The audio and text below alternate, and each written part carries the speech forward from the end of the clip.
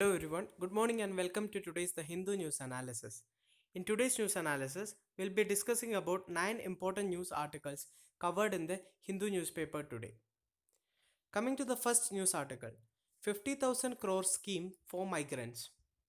Prime Minister Narendra Modi will launch Garib Kalyan Rozgar Abhiyan on June 20 to offer immediate employment opportunities to migrant workers who have returned to their villages because of the COVID-19 lockdown. So, out of an estimated 1 crore migrant workers who have returned to their villages, around 67 lakh workers are expected to benefit from this scheme. So, this scheme will be focusing only on some areas. So, the areas of focus are 116 districts across the 6 states. So, which all are those 6 states? They are Bihar, Jharkhand, Uttar Pradesh, Madhya Pradesh, Odisha, and Rajasthan. So, in these six states, 116 districts will be focused on. So, how the government is planning to give the employment? The government is planning to increase the public works worth of 50,000 crore would be carried out in these districts to provide immediate relief to these workers. So, this is a positive step by the government to increase the employment opportunities for the workers. So, in order to do that, first the skills of the migrants workers are mapped. First, the skill set is mapped. Then, the workers will be employed in sectors like rural housing, rural connectivity, including Pradhan Mantri Gram Sadak Yojana, national highways, railway works, community sanitation complex, Gram Panchayat, Anganwadi, water conservation, digging for wells, plantations, etc. So these are the areas where the employment opportunities will be provided. So these 116 districts are selected because each of these districts has a minimum of 25,000 migrant workers who have returned. Also, this scheme will see a coordination between 12 different ministries and departments. So because here we have seen that there are various schemes here like Pradhan Mantri Gram Sadak Yojana, national highways. So all these comes under various ministries and various departments, right? So a coordination between around 12 ministries and department is expected in order for this scheme to work out. Coming to the next news article, Indian economy to contract by 4% in 2020-21. Forecast Asian Development Bank. Hit hard by the COVID-19 pandemic, the Indian economy is expected to contract by 4% during the current financial year, the ADB said in a supplement to its Asian Development Outlook ADO. So we have seen that in prelims, the reports of various organizations becomes very important. Every year, one or the other report is being asked. So here the uh, news article mentions about the Asian Development Outlook. It is a report by the ADB. So this fact should be clear for you from the prelims perspective. Countries in the developing Asia will barely grow in 2020, the ADB forecast. So, what is this developing Asia? We'll be discussing in the coming points. Okay, so China, however, is expected to record a positive growth of 1.8% in 2020.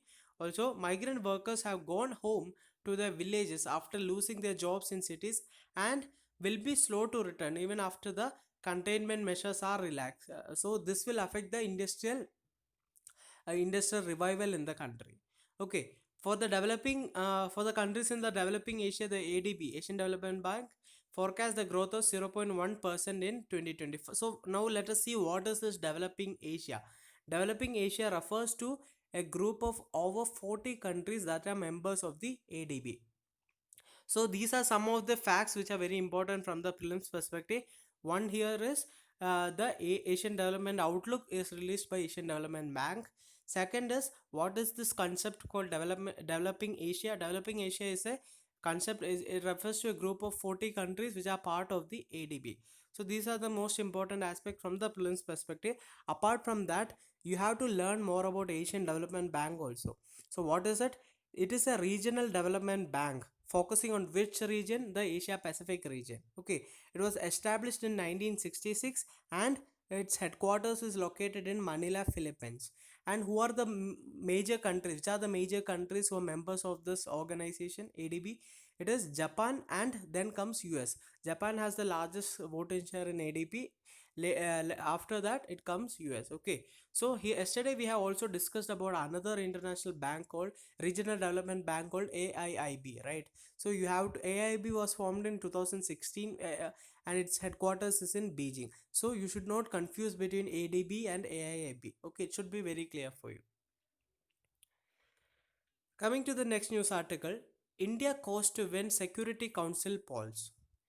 Terming India's winning of a non-permanent seat of the United Nations Security Council one of its best performance ever, the Union government said the majority of votes received in the General Assembly demonstrated the goodwill the country has enjoyed. So, the United Nations Security Council, we all know that there are 15 members in that council. Out of that, 5 are permanent members and 10 are non-permanent members. So these non-permanent members are elected for a period of 2 years. So the present election happened for the year of 2021-2022, and India was contesting from the Asia Pacific. India was the lone contestant from the Asia Pacific. Okay, so the membership and the structure of the United Nations Security Council should be clear. And the 5 permanent members are called the P5. They are US, UK, China, Russia, and France, right? Uh, uh, sorry, UK. So here, what you need to see is that this P5 members have veto powers. Okay, so whereas the non-permanent members don't have any veto, right? So India will promote multilateral solutions for the COVID-19 crisis and enhance global action against terrorism. So this is the plan. This is the future that India is envisioning, being a member of the UNSA. So the India's 2-year term begins in Jan 2021, and India got 184 out of 192 votes, far in excess of 128, or two-thirds of the minimum which is required. So to win the election, India, a country needs 128 votes, that is two-thirds of the total membership, but India got 184 out of 192 votes. So continuing to the same article, in its last bid for the UNSC seat in 2010, India had won 187 votes. So in 2010 was the last time India stood for the election, and India had got 187 votes. Also, India's term on the 15-member council will be its eighth. So this is the eighth time that India is becoming a member of the UNSC, as a non-permanent member. Okay. So before the voting, Pakistan's UN envoy had publicly criticized India just ahead of the vote, something Mr. Swarup described as Pakistan's standard norm for raking up bilateral issues at multilateral forums. So Mr. Swarup, Vikas Swarup is the MEA, Ministry of External Affairs Secretary. So anyway, significantly in June 2019, both China and Pakistan had endorsed India as the Asia Pacific groupings nominee. Okay, so here, uh, also earlier in June, Mr. Jaishankar gave India's overall objectives during its forthcoming UNSC tenure as acronym NORMS. So NORMS stands for New Orientation for a Reformed Multilateral System. So making it clear that UN reforms, including the push for expanding the UNSC permanent membership, would be high on agenda when it assumes the UNSC seat. So here we have to focus on the UNSA reforms, what kind of reforms are required and all. So I'll be briefly discussing about it now. First, let us discuss why the reform is needed in UNSC. One reason is that veto power is there for the P5 countries, and it is not there for any other country. That makes the P5 countries very powerful. The second reason is that the representation of some of the continents is not there. For example, Africa does not have a membership. Africa does not come under P5. Also, South America also does not come under P5. So this is one of another reason why the UNSC membership should be reformed. Also, the UNSC presently represents the archaic world order of 1945. So it is not related to the present global politics, right? It is the politics related to 1945. It's like the countries who won the Second World War, they became the members of the P5. So that is also another reason why it should be reformed. So what can be the reform? Like there is a grouping called G4, which includes India, Brazil, Germany, and Japan, which supports each other for the membership of the reformed UNSC Permanent Council. Right. So what are the challenges for this G4 countries? There is another grouping called as Uniting for Consensus or Coffee Club. So this club is led by the rivals of the G4 countries. For example, if India is there, Pakistan is there. India is there in G4, Pakistan is there in Coffee Club. Similarly, against Germany, there is Italy and Spain in Coffee Club. And against Brazil in G4, Argentina is there in Coffee Club. And against Japan in G4, South Korea is there in Coffee Club. So this is one challenge. So they don't want a reform of the P5 as of now, right? So they are standing against the G4's reform agenda. Also, there is another consensus called as Esulvini consensus, which is led by the African Union. So their demand is that Africa wants two veto powers, two permanent seat with veto power. That is African Union's Esulvini consensus. So why India deserves a place in the UNSC? One thing is India is the largest contributor to United Nations peacekeeping force. Also, it funds. Also, it is one of the largest funders to United Nations. And India's democratic credentials, economic credentials. India is having 1/6 of the global population. India is a founding member. It supports and participates all the efforts of the UN. And India also has an independent foreign policy. India also is also a leading country of the global south. So these reasons makes India competent enough for a United Nations Security Council permanent seat, right? So these kind of reforms India will be trying to push into the UNSC. Coming to the next news article, Nepal's new map now part of the constitution. So we all know that there were issues between India and Nepal over the uh, territory of Kalapani, Limpiadura, and Lipu Lake.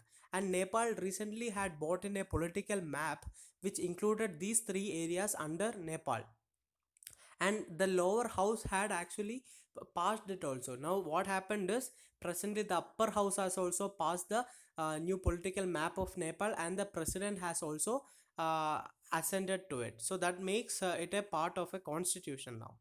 The upper house of Nepal's parliament on Sunday passed the second constitution amendment bill, with all 57 members voting in favor of the new map that claims parts of Indian territory in Pithoragarh district. So we have already seen which are these parts of Indian territory. They are Kalapani, Limpiadura, and Lipu Lake. The voting and the presidential assent completed the legislative procedure of the bill that was taken up for the government of Prime Minister KP Sharma Oli. The new map will now be a part of the national emblem of Nepal, because they have this map of itself in the national emblem. The formal inclusion of the map gives a rare guarantee to physical territory of Nepali state that makes negotiations with India on the Kalapani issue difficult. Since it is a part of the constitution of Nepal, as we all know, constitution is something more rigid, right? So now the diplomatic efforts and the talks will become more complicated and difficult to solve the territorial issue between India and Nepal. Now, coming to the next news article, India to take part in the meeting of RIC grouping. So we all know that recently India and China are facing high tension in the across the LAC, and in the backdrop of that, India decided that it will be taking part in the meeting of RIC grouping. So what is this RIC grouping? It is a trilateral meeting between Russia, India, and China. India will participate in the virtual meeting of the Russia India China grouping on June 23rd, the Ministry of External Affairs confirmed on Tuesday. So it created an opening for the de escalation of the tension along the line of actual control, with Russian diplomatic sources indicating that they support constructive dialogue over the tension in eastern Ladakh.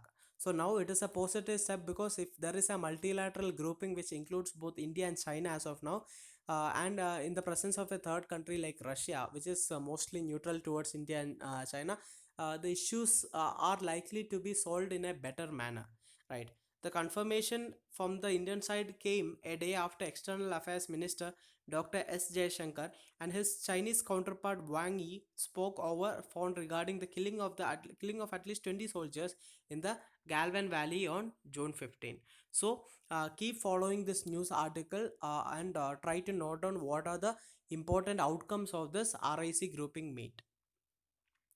Coming to the next news article, Railways to terminate 471 crore contract of a Chinese firm. The Dedicated Freight Corridor Corporation of India Limited, a special purpose vehicle under the Railway Ministry, on Tuesday decided to terminate a 471 crore rupees signaling contract given to a Chinese firm. So this is expected as India and China tensions are increasing day by day. So, while the decision follows the violent clash between Indian and Chinese soldiers along the line of actual control in Ladakh, the railway said that the contract was being terminated due to poor progress from the part of the company. The move also comes a day after the Department of Telecom decided to ask the two state-run telcos, BSNL and MTNL, not to use gear by Chinese firms in this 4G upgrade.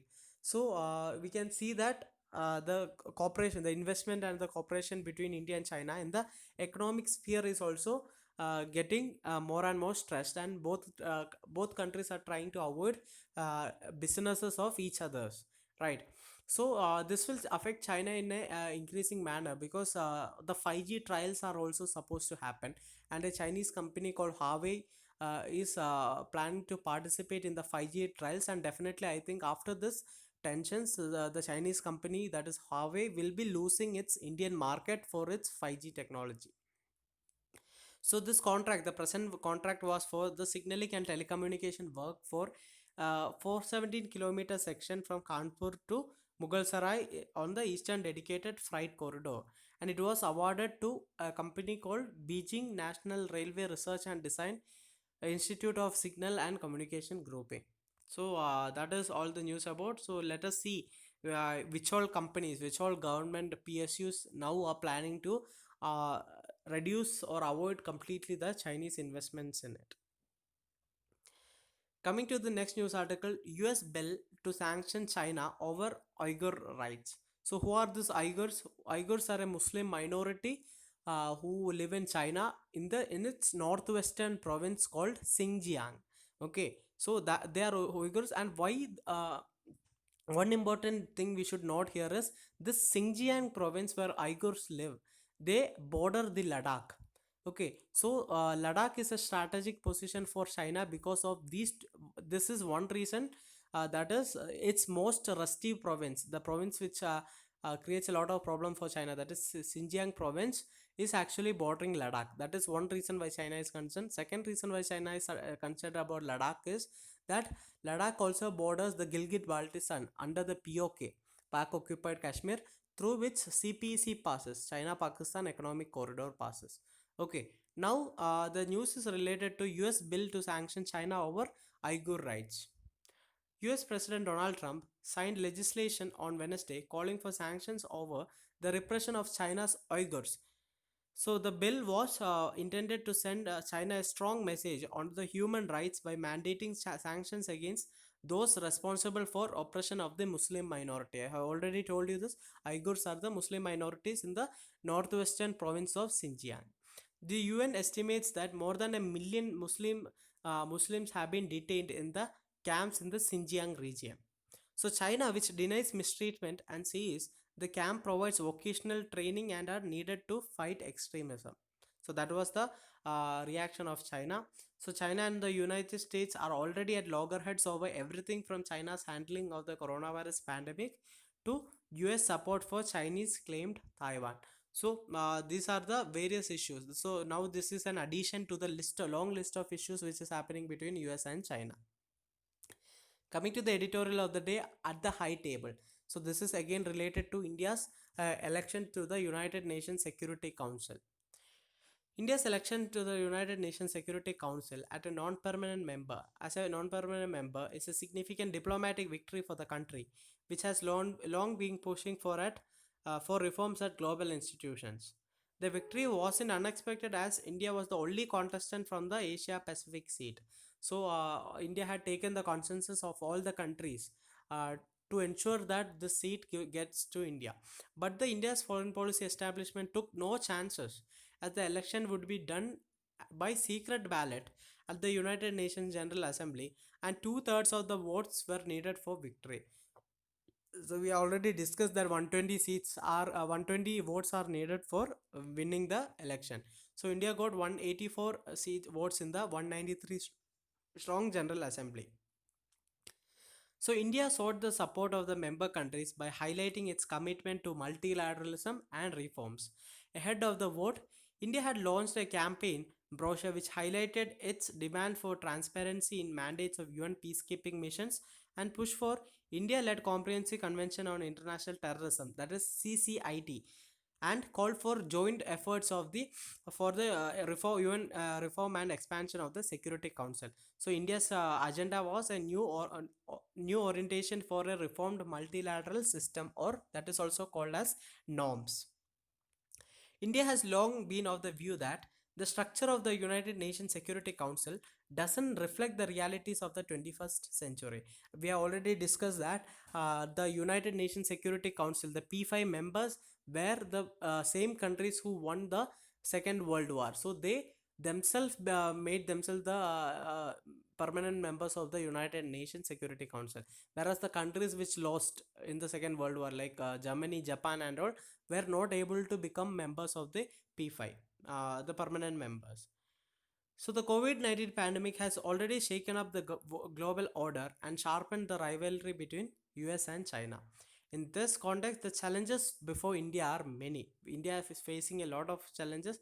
The Security Council is one of the most important multilateral decision-making bodies where the contours of global geopolitics are often drawn. So, what is the way forward for India to serve its interest and push for its agenda of multilateralism and reforms? India should adopt value based positions. India should ensure that it does not completely side to any one of the powers, like not neither towards US nor towards China. But India should adopt value based positions that are not transactional, as per for leadership of the non permanent members of the council, and be the voice of the weaker nation. So that is this is the way forward for India, how India should conduct itself in the as a non-permanent member of the United Nations Security Council. Coming to the main article of the day, written by Nirupama Rao, former IFS officer, Galvin postscript to a tragedy. Now, the night of June 15 to 2020, we all know what happened. 20 Indian Army personnel, including the commanding officer of the 16th Bihar Regiment, lost their lives at the hands of the Chinese troops in the Galvan Valley of Ladakh. So, it marked the end of a 45-year chapter which saw no armed confrontation involving the loss of lives on the line of actual control. So, coming to this from 1959 to 2020, some historical perspective, nothing on the scale has witnessed even in the run up to the conflict between the two countries in 1962. So, we all know that India and China had a war in 1962, right? It was mostly based on the revolt in Tibet and the granting of asylum to Dalai Lama in March 1959. So, what happened at that time is after the PRC came into power in 1949, India tried to maintain a good relation between the country, that is China. But what happened is China was showing a bit of aggression at that point of time. China had annexed Tibet also. So when China had annexed Tibet, the supreme leader of the Tibet, the Dalai Lama, he fled to India, and India gave asylum to Dalai Lama, and China didn't like this, right? So this was one of the major reasons why China had attacked India in 1962. Okay, so now 2020, it is not 1959. India and China are in very different place in their history as nations today. They have grown immensely in strength and stature on the world stage, and their relations have substance and a diversity of content in the manner absent in 1950s. So the present position is very different. So what is necessary now is cool-headed thinking is the need of the hour. So all this comes at a time when the world is facing a lot of crisis, and India is also facing a lot of issues. One is the COVID-19 crisis it is facing. Also, the Indian economy is crumbling as of now. Then India is also facing tensions from Pakistan and Nepal also, right? So at this time, India's conflict with China, we should not see it in an emotional manner, but rather we should try to solve it as soon as possible. Even as we mourn the loss of the Indian personnel in the Galvan Valley, a reincarnated battlefront, with China cannot be blindly embraced. We cannot simply go to war with China. However much national pride and prestige are at stake. So, a diplomatic effort is the need of the hour. So, strong political direction, mature deliberation, and coherence are the key to handling the situation. Right. So bilateral relations in other areas also will be also are strained between India and China, because we have already seen that there were some FDI regulations which restricted the investment of Chinese companies in India. Also, the related to COVID related COVID pandemic, India is becoming the chair in WHO also. So there also India is expected to start an impartial probe to the origins of the COVID-19 pandemic, which China will mostly object, right? So these issues are already there. So coming to the Indian leadership, one thing we should ensure is, as we all know, the government has already called for an all-party meeting on June 19th. So all parties should come together, reach a consensus, and the opposition must not play politics on this issue. So that is one thing. India should tackle this issue as a whole rather than playing politics on this matter.